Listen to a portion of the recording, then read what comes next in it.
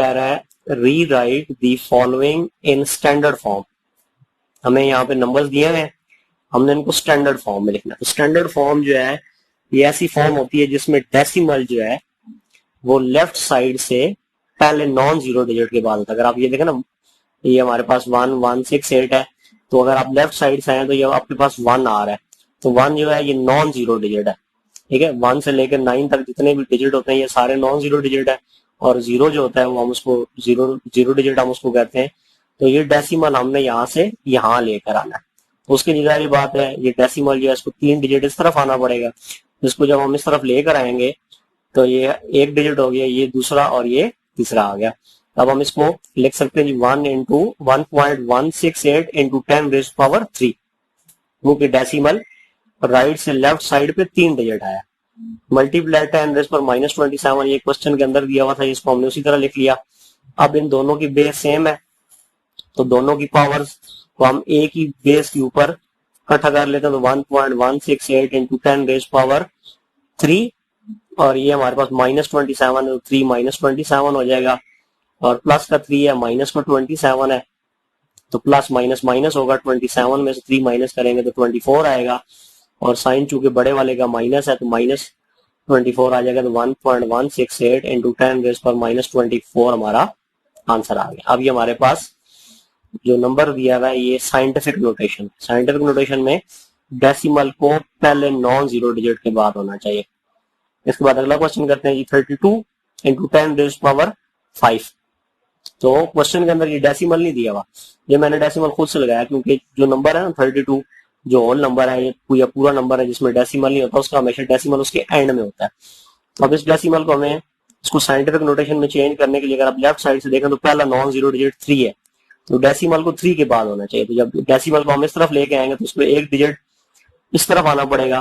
तो जितने डिजिट ये राइट से लेफ्ट साइड पे आता है तो 10 की पावर उतनी आती है, तो हम इसको लिख सकते हैं 3.2 into 10 rays power 1 multiply 10 rays power 5 जो है ये उसी तरह क्वेश्चन के अंदर दिया हुआ था, इसको हमने उसी तरह नीचे उतार लिया।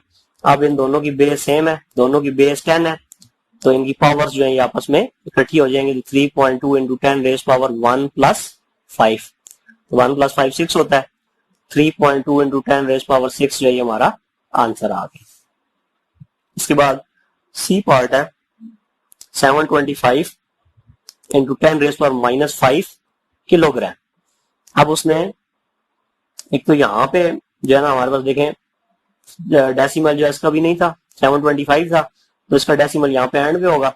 हमने डेसिमल को इस तरफ लेके आना है, तो डेसिमल को इस तरफ लेके आने के लिए हमें 2 डिजिट जो है इसको राइट से लेफ्ट साइड पे मूव करना पड़ेगा। तो इसलिए इसको हम 7.25 इंटू 10 रेज़ पावर 2 लिख सकते हैं, क्योंकि डेसिमल यहाँ से यहाँ लेकर गए हैं, इंटू 10 रेज़ पावर -5, और किलो की जगह हमने 10 रेज़ पावर 3 लिख दिया, और ये आगे हमारे पास ग्राम आ गया।